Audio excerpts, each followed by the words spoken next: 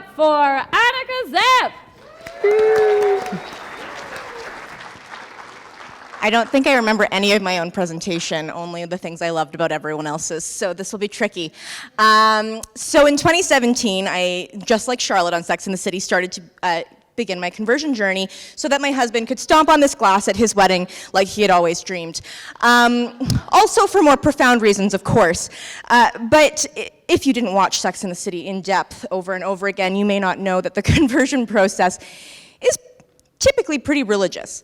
And Judaism is a religion, and Stacy talked a bit about this earlier, but it's also a peoplehood and a culture, an ethnicity. 23andMe will tell you you are Jewish. And that just won't happen to me. I am half Chinese, and my mother says half Swedish, but there's some Norwegian, some Finnish, and we don't talk about it.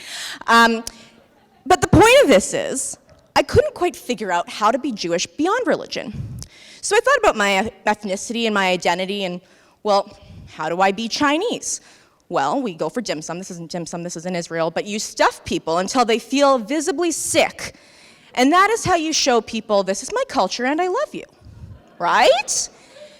So I tried to parallel this to Judaism, and I thought of all of these wonderful dinners I'd been to over the years. I went through many, many photos that my husband, who's taking photos tonight, has taken, and there are no photos of the food. And if you go to my Instagram, it is only food. That's delicious. So there's the key thing. So at these, this is what we took a picture of, is wine that's so sweet it will give you a cavity within an hour of drinking it. It's called Manischewitz. If you are new to red wine, it's great.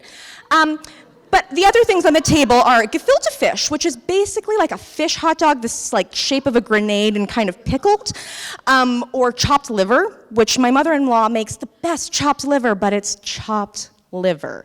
So I'm sitting here thinking about how on earth I'm going to spoil the people I love with food that represents my culture and this identity of being Jewish. And this one comes up, except for Passover. So if you get invited to Passover, this will not be on the table. Challah bread. So if you got that popcorn stuck in your throat tonight and went, challah bread, that's what you were looking at. And this is when my friend Laura and I, we were both on this journey together, decided we would make this bread, and then we would be Jewish. We were really proud of ourselves. In hindsight, I really want to put that back in the KitchenAid for like 10 more minutes. It's very lumpy. And that was in like late 2019, so I just kept making challah, and I got better at it. It was feeling really good. And then this thing happened in 2020. I can't remember what it was, but I was like stuck at home, and everybody was like making bread. So I got into the sourdough thing. I got like super snobby and started only doing recipes that had grams because it's super specific, and talking about my levain and my starters, Muller and Scully. So no, Mulder and Scully. Oof, yikes. And I just wasn't that good at it. Like the hipsters totally had me beat with the sourdough. So anyway, we go to Montreal in November, because I also like baked a bun in the oven, yes, during COVID, and I needed to introduce the child to the great-grandparents. And my father-in-law brings me babka. Now, in communities where there's a larger Jewish community, at kosher bakeries, you'd be hard-pressed not to find a beautiful loaf of babka, which is these beautiful layers of carbohydrates and chocolate. So, I mean, you can see why this made me instantly joyful. But it also reminded me of something I would love to bake, because there's actually not a lot of babka in Edmonton's community. And you know, with this newfound confidence of, you know, maybe not being as good as Bev with my challah and like not as like super hipster with the like sourdough, I had made bread. So I thought, it will rise, and that's all you really want, and ultimately fresh cooked carbs with chocolate's never really terrible. So I decided to give it a whirl, and I went to Instagram to survey the people, because I have a side part in skinny jeans, so I'm a millennial, I do not use TikTok, I will not start. So I asked, how do you like the babka? And now I found out that it is probably the most controversial item of food that I have encountered in Jewish culture.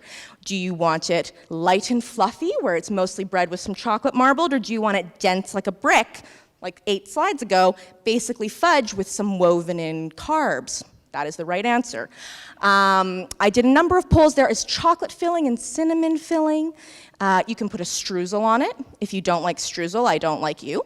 There are recipes with zest in them, sometimes orange, sometimes lemon. My husband hates the zest. He also hates cheese. I think the zest is worse. In any case, I got all of this feedback from folks, and I tried over a dozen recipes, and so this is like a 27-hour process. It was quite time-consuming, and also I regained all of the baby weight in the month of December. But it was for research, so it was worthwhile. That's the streusel. Yeah, see, you don't want no streusel either.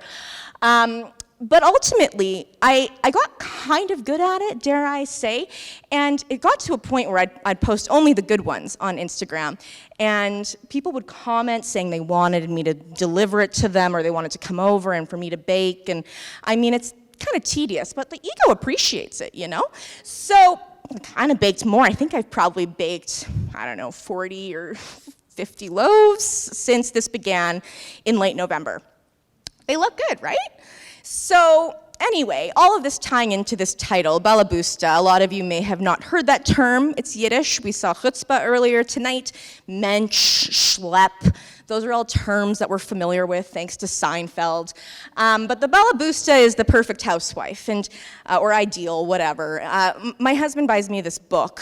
I think we were newly married, unsure. Anyway, by this lovely lady. And it's titled Balaboosta. I see on the back, Ideal Housewife, and I'm like, is this a hint? Because, no. And this cookbook does not have a recipe for babka. I will just point that out. Anyway, somebody comments on one of my photos and says, well, you're becoming quite the Balaboosta. And I went, I don't know if that's a good thing or not, but ultimately, if it means that I can feed people I love, this is the redeeming photo, so you forget how bad it all was because the kid was cute. If I get to cook and make this kid happy and love my loved ones with a Jewish treat, then I think I may just be a Balaboosta. And while I'm still up here, I just wanted to say a huge thank you to these two for rocking it all night long and at intermission. I was going around and then I came back and you were surfing, but you weren't surfing, and there was... Yeah, we were surfing. We were surfing. There was a lot, but yeah, I just wanted to thank Rapid Fire Theater so much, Joey and Kelly.